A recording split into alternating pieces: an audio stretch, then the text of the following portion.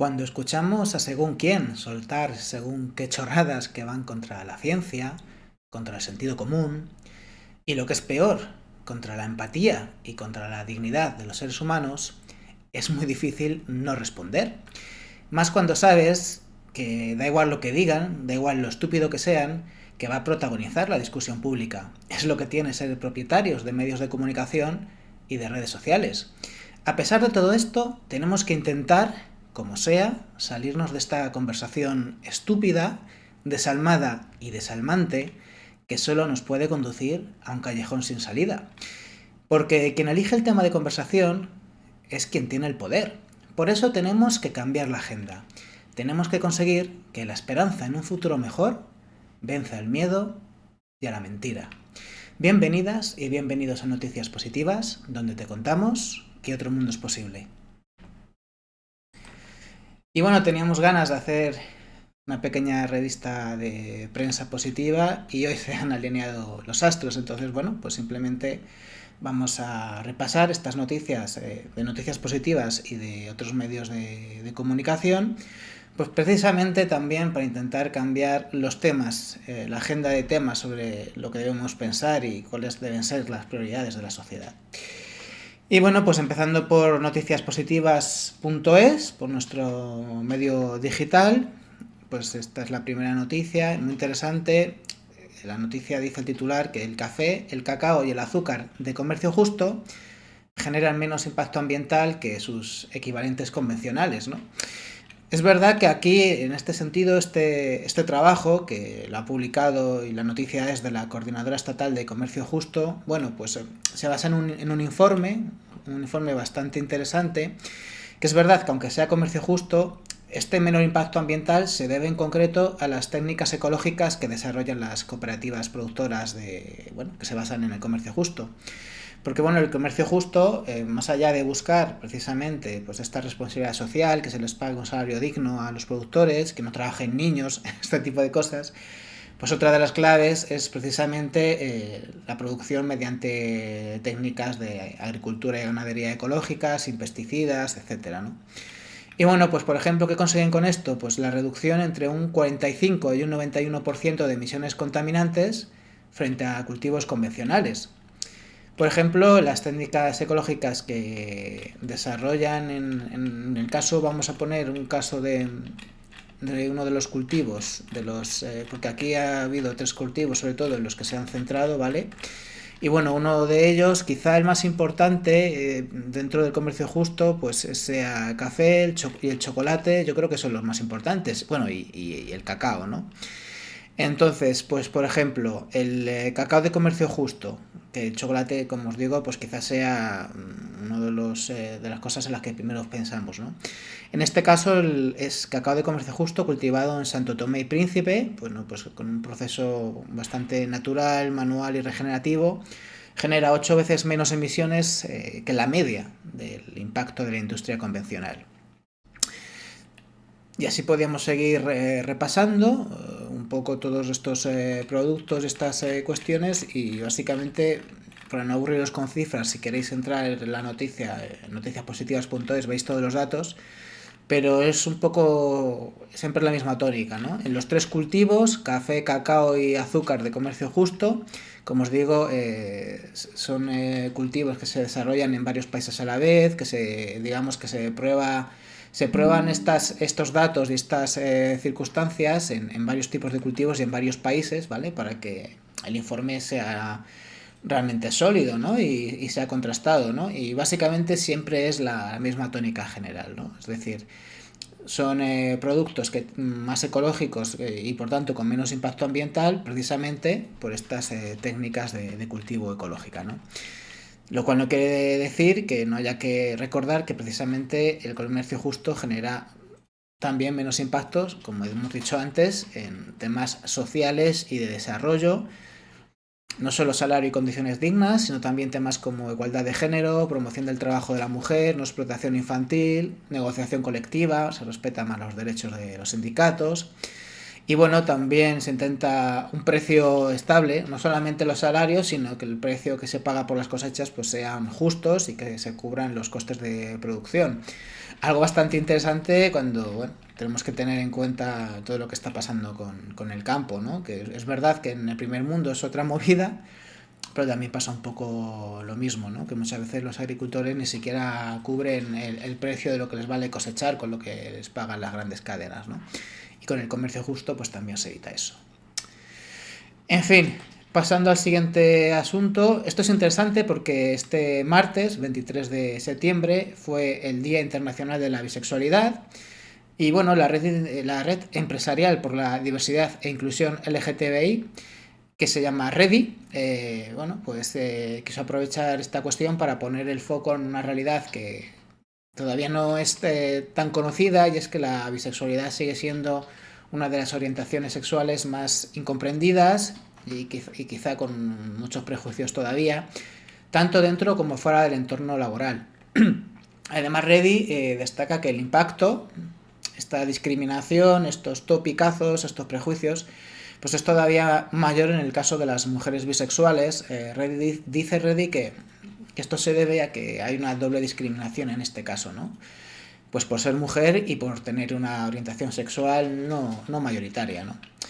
Eh, Esto nos lleva a hablar del concepto de bifobia, que evidentemente impacta en el bienestar de estas personas, de las personas que tienen esta orientación sexual. Y bueno, esto afecta en la forma en la que todavía son percibidas, sobre todo las mujeres, en la forma en la que son percibidas por la sociedad, ¿no?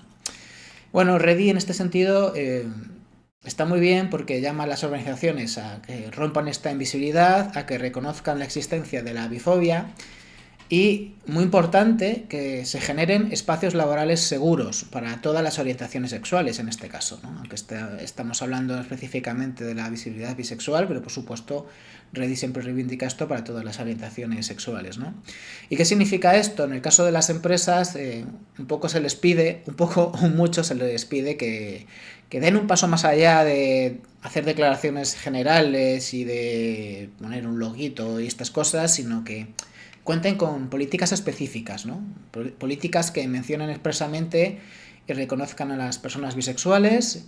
Y esto también significa que haya más referentes visibles en posiciones de liderazgo en las empresas y que se celebren este tipo de efemérides como el Día de la Bisexualidad, que se incluya la bifobia en sus protocolos de diversidad y en los protocolos que deben de dotarse todas las empresas para evitar discriminación. Y bueno, que haya esta sensibilidad y se sensibilice a los equipos para que nadie se sienta que debe esconder quién es. En fin, pues creo que estas cosas siempre son interesantes de decir, y más en una situación, en un contexto en el que estamos en un momento en el que, aunque parezca mentira, pues hay gente que todavía quiere que lo poco que hemos avanzado pues todavía se vaya para atrás y encima retrocede, se retrocede, hay un retroceso, digamos, que desde luego no es de recibo, ¿no? Entonces siempre es interesante hablar de estas cuestiones. Siguiente tema, Ecovalia, que es una de las asociaciones más destacadas en el tema de la producción ecológica, una asociación profesional española dedicada a la promoción de la agricultura ecológica. Pero bueno, ha estado también hace poco, el pasado lunes 22 de septiembre, vamos, el lunes de esta semana, realizó una recepción en su sede de Bruselas, ahí al lado donde el Parlamento Europeo, ¿no? Organizó una degustación con productos ecológicos españoles, una degustación a la que asistieron miembros de la Comisión Europea, también del Parlamento Europeo, representantes de delegaciones diplomáticas de distintos países y de organizaciones sectoriales. Realmente el encuentro fue pues un poco para mostrar no solo la excelencia de los productos ecológicos españoles, sino también para presionar a favor de que Europa pues apueste de forma decidida por la agricultura ecológica y sobre todo mirando a la PAC, a la política agraria común europea, que lleva también mucho tiempo en debate desde las quejas de los agricultores y las protestas, algunas cuestiones muy justificadas y muy lógicas como lo que hemos hablado antes de los precios. Luego se mezclan, es verdad, otras cuestiones y otros bulos y otras movidas que no tienen nada que ver. Pero bueno, básicamente lo que pide Ecovalia es que esta política agraria común refuerce de manera efectiva el sector ecológico, que se garantice, por ejemplo, que los fondos y las medidas de acompañamiento pues, se destinen a reforzar el modelo, ¿no? Un modelo que contribuya a la salud, ¿vale? No solo de los ecosistemas, sino de los seres humanos. Si nos alimentamos con productos que no tengan pesticidas y otro tipo de venenos, pues mejor que mejor. Y eso, por supuesto, también ayuda a la sostenibilidad y al desarrollo rural. ¿Qué más cosas reclama Ecovalia en el sentido de defender al sector ecológico? Bueno, pues que las políticas de consumo europeas impulsen la confianza y la información al consumidor para favorecer un incremento de la demanda de alimentos ecológicos a través, y esto es muy interesante, de las compras públicas y la promoción. Sería muy interesante, ¿no?, que los organismos públicos que hacen compras públicas, ¿no?, pues claro, hay muchas administraciones públicas que tienen que comprar alimentos para sus funcionarios, para sus equipos, para lo que sea, ¿no? Pero estas cosas pasan, ¿no? O que simplemente ofrecen alimentos en sus sedes, ¿no? Pues que hubiera una compra pública de alimentos ecológicos por parte del sector público sería lo suyo. Un ejemplo muy claro también el de los comedores escolares, ¿no? Que los niños pudieran comer ecológico en los comedores de los colegios, sobre todo de los públicos, ojalá de todos, ¿no? Pero al menos de los colegios sería lo suyo, ¿no? Luego también que pide Covalia que el comercio, tanto dentro como fuera de la Unión Europea, pues que facilite el acceso a productos ecológicos españoles y no españoles, pero sobre todo defendiendo aquí el producto ecológico español, pues un poco para que se puedan abrir a nuevos mercados, tanto los de dentro de Europa como otros mercados, ¿no? Que no sé qué opinará de esto Donald Trump, que precisamente está intentando, por cierto, todo lo contrario, ¿no? Un poco contra el producto ecológico en general, y en lugar de que llegue el producto ecológico a otros lugares, pues que nosotros nos tengamos que comer su carne hormonada, básicamente. Y bueno, también Ecovalia pide una regulación europea que garantice un marco claro y justo para productores y empresas ecológicas, insistiendo un poco en esta necesidad de que el agricultor reciba un trato digno y un salario digno, de un precio digno por su cosecha. Y por supuesto que el medio ambiente esté en el centro de todas las decisiones, reforzando la contribución del sector ecológico en la lucha contra el cambio climático y la protección de la biodiversidad. De cajón, ¿no?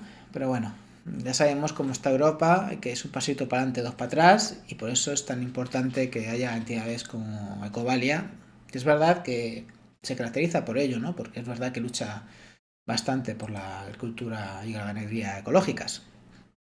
Saliendo ya de noticiaspositivas.es, también tenemos en Noticias Positivas una newsletter en Substack. Y bueno, pues la semana pasada, a veces lo hacemos en la newsletter, ponemos noticias específicas que no salen en la web, un poco para darle pues un contenido y una singularidad, ¿no?, respecto a la web. Pues a lo mejor sacamos una noticia que solo sale en la newsletter, ¿no? Que por cierto, a través de noticiaspositivas.es te puedes apuntar, y si no te metes en Substack, y es muy fácil porque somos noticias positivas.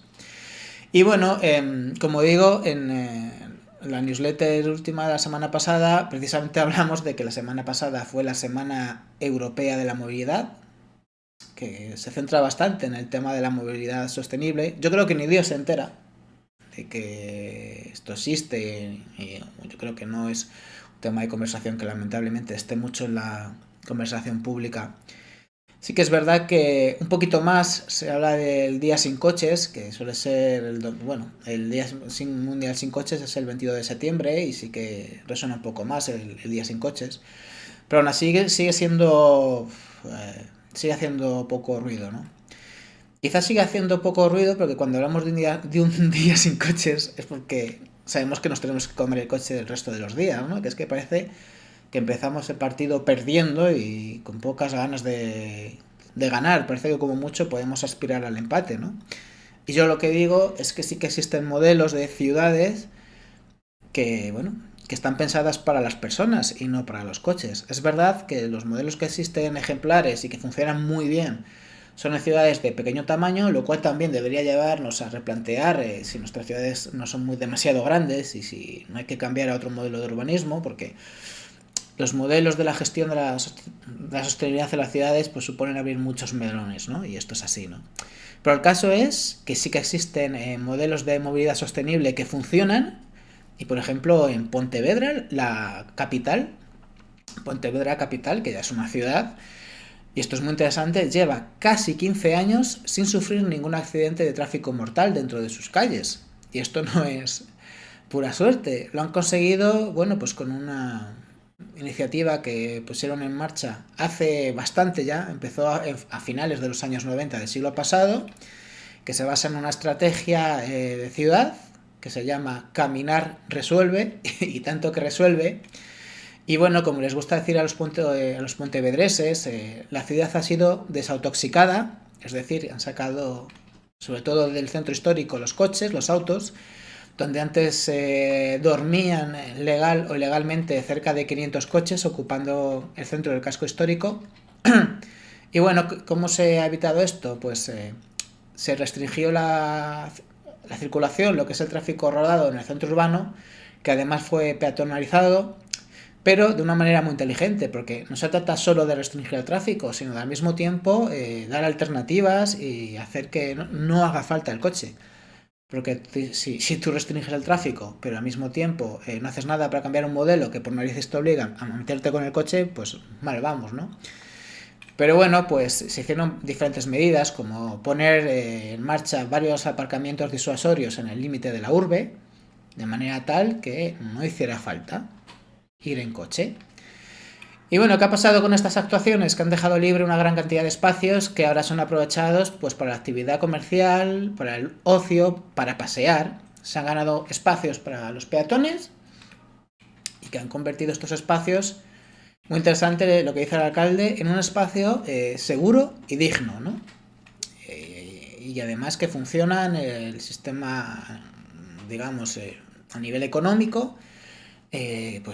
Claro, más gente circulando por las calles, más gente paseando, eso ayuda al comercio y además al comercio local, lo cual está muy bien, también significa menos contaminación, y eso es muy bueno para el medio ambiente y mejora la autoestima, ¿no? De más tiempo para pasear, para disfrutar del ocio, menos contaminación, más cohesión social. La verdad es que es una fórmula que si se aplica bien, pues es un éxito, ¿no?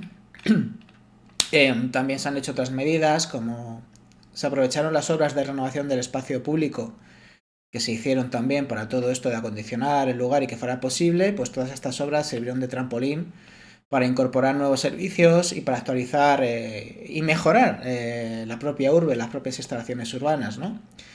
Y además pues se han puesto en marcha un montón de campañas en las que participa la gente, que se siente parte de esto, y eso también es otra de las claves. Por ejemplo, está el programa Camiño Escolar, desarrollado en colegios de primaria, porque otra de las ventajas de este tipo de iniciativas en Pontevedra se ha hecho muy bien, es que los niños pueden ir al cole sin que les atropellen y no se ven esos coches que parece ciertos padres que quieren llevar a los niños al cole y casi meterlos en coche hasta la clase, y dentro de la clase pues sin me apuras, ¿no? En fin, el ejemplo de Pontevedra, claro que es una noticia positiva y demuestra que se pueden sacar los coches del centro de las ciudades siempre y cuando sean proyectos dentro de un programa integral de adecuación de todo el espacio urbano, bien pensado, participado por la gente y bueno, y que además crea comercio, ¿no? Que es una cosa, yo como madrileño aquí se hablaba casi de que esto iba a ser malo para los comercios, cuando al contrario, ¿no? Precisamente más gente paseando, insisto, pues es más no solo más consumo, sino porque tampoco se trata de más consumo, sino mejor consumo, porque es gente paseando por el centro y por los barrios, y eso es más consumo en los comercios locales. En fin, saliendo de noticias positivas, que a nosotros también nos gusta hablar de otros medios de comunicación. Y bueno, Climática, que es el espacio de información climática, precisamente, de La Marea, pues nos dice que una década después del sufrido Acuerdo de París, que sigue siendo una referencia, ¿no? Pues los países no parece que quieran abandonar el negocio fósil.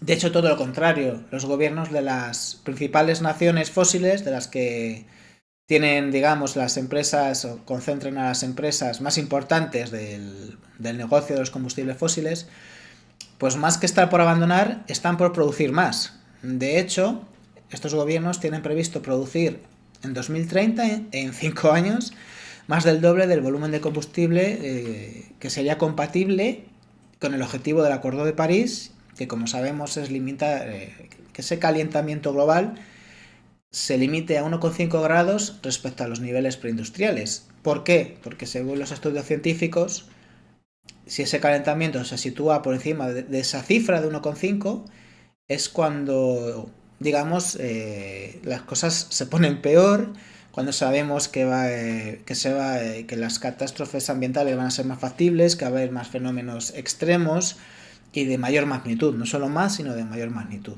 Por cierto, vamos muy mal, el año pasado fue el primer año que se superó, que el año 2024 en su conjunto superó en 1,55 grados, 1,55 grados la media de los niveles preindustriales, antes de que empezáramos con la quema de combustibles fósiles.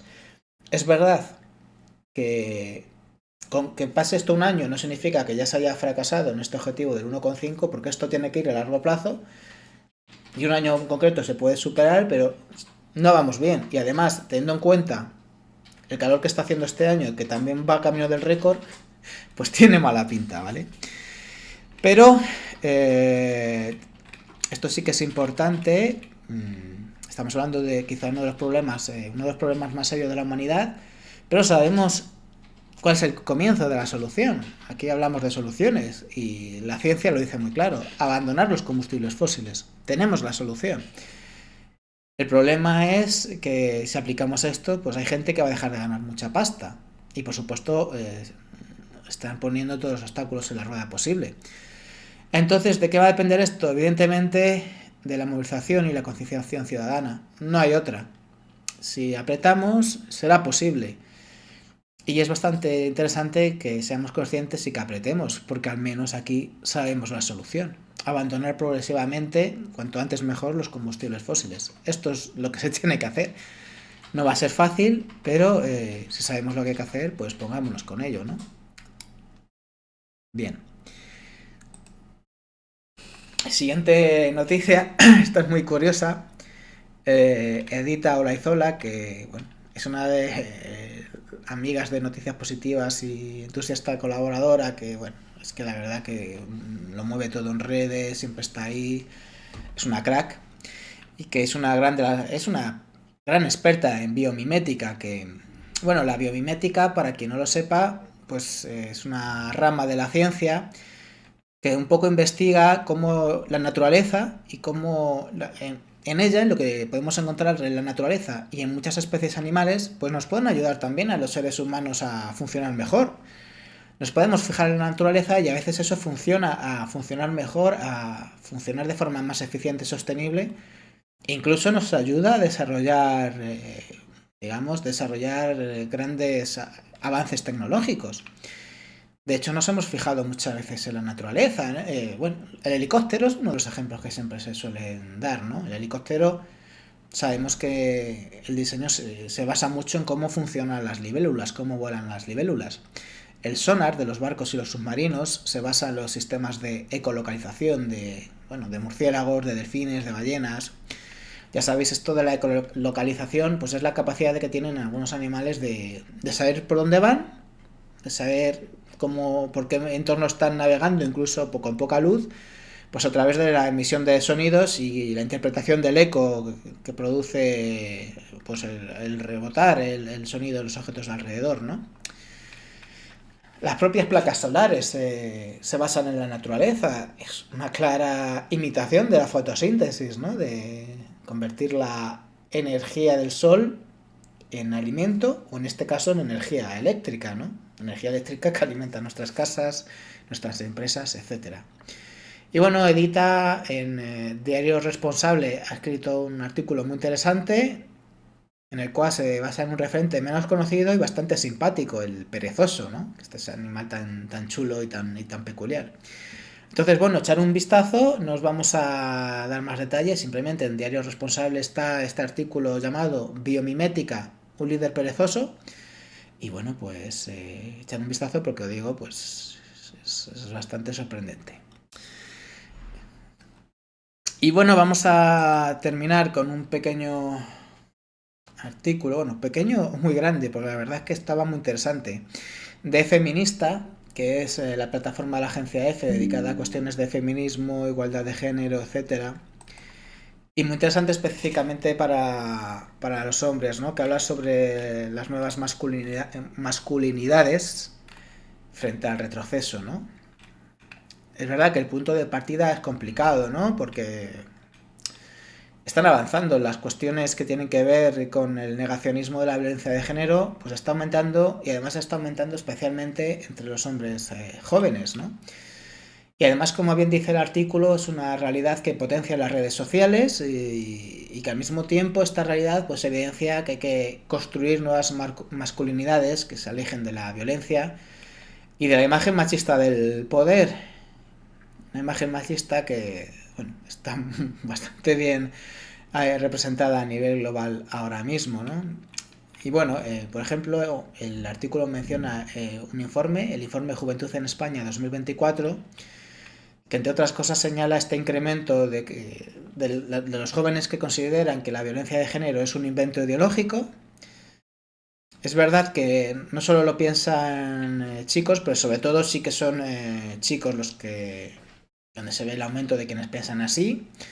De hecho, el negacionismo entre los hombres pasó del 11,9 en 2019 al 23,1, del 11,9 al 23,1 en solo 4 años. Cuidado que entre las mujeres también subió del 5,7 al 13,2. La verdad es que son subidas bastante preocupantes, muy preocupantes, pero vaya, sí que es verdad que hay como 10 puntos de diferencia a favor o en detrimento de los chicos en este caso. En fin, este cuestionamiento de los marcos normativos, pues desde luego es muy negativo y más, como dice el artículo, cuando está apoyado por líderes de ultraderecha.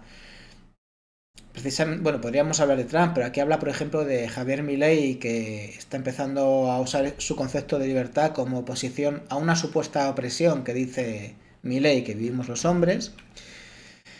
Y ese es el punto de partida que tenemos. A partir de ahí, pues hay gente y hay entidades que intentan construir esas nuevas masculinidades. En concreto aquí hablan, por ejemplo, del Instituto para el Desarrollo de Masculinidades Antihegemónicas, que bueno, pues intentan que la cosa no siga por estos derroteros, ¿no?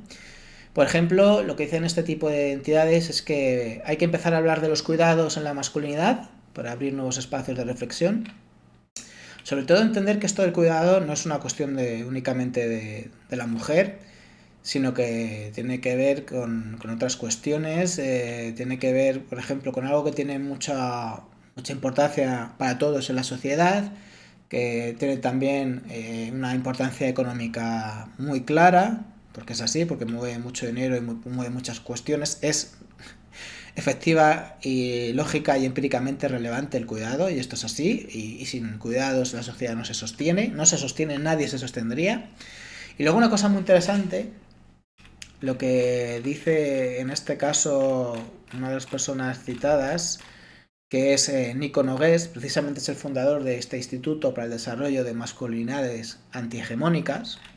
La verdad es que aquí todavía tiene que afinar un poco el marketing, en mi opinión, pero bueno, lo que dice Nogués, y es muy interesante, dice que él les preguntaría a los hombres si no se dan cuenta de que este tipo de masculinidad tóxica no les está ayudando, sino que al revés, les está causando problemas, no está consiguiendo que estos hombres con estas masculinidades tóxicas tengan mejores relaciones, no les está ayudando a tener una buena salud emocional y física. O sea, vamos a ir al grano, todo lo contrario, no es funcional, y los tíos que van por estos caminos, yo creo que, y esto es muy interesante lo que dice Nogués, te tienes que estar dando cuenta ya de que genera rechazo, de que este tipo de masculinidad tóxica genera rechazo en la sociedad, genera rechazo en nuestras parejas, en nuestras compañeras, en nuestras amigas. O sea, no. Salvo por la gente que sea como ellos, salvo entre ellos mismos, entre los miembros de su tribu, estas masculinidades tóxicas desde luego no generan buen rollo, no generan evidentemente situaciones de malestar y enfrentamiento, salvo cuando se juntan entre ellos, ¿no? Lo cual tiene muchas narices. Por tanto, ese es un interesante punto de vista. Si esta masculinidad tóxica te genera malestar, te genera enfrentamiento, te genera tensión, quizá el resto del mundo no está equivocado. Quizá es que a lo mejor tú tienes que cambiar el chip, ¿no? Un poquito para pensar, y yo creo que es interesante, y además también es interesante que en estas cuestiones se empiece a hablar a los hombres y se empiece a hablar de, en positivo, ¿no? Aquí estamos en noticias positivas, de cosas que nos vienen bien y que nos pueden hacer a los hombres mejorar gracias al feminismo, que también nos ayuda de muchas cuestiones, ¿no? Eso de que, por poner otro ejemplo, de que los hombres no pueden llorar, no pueden sentirse frágiles, no pueden hablar de sus sentimientos. Bueno, pues eso puede ser un problema cuando lo necesites, porque incluso el tío que sea el más machote del mundo, seguro que en algún momento va a necesitar hablar de sus sentimientos. De hecho, esos gimbro tóxicos seguro que lo hacen. Lo que pasa es que solo pueden hacerlos con otros gimbro tóxicos como ellos, precisamente por el rechazo que generan, ¿no?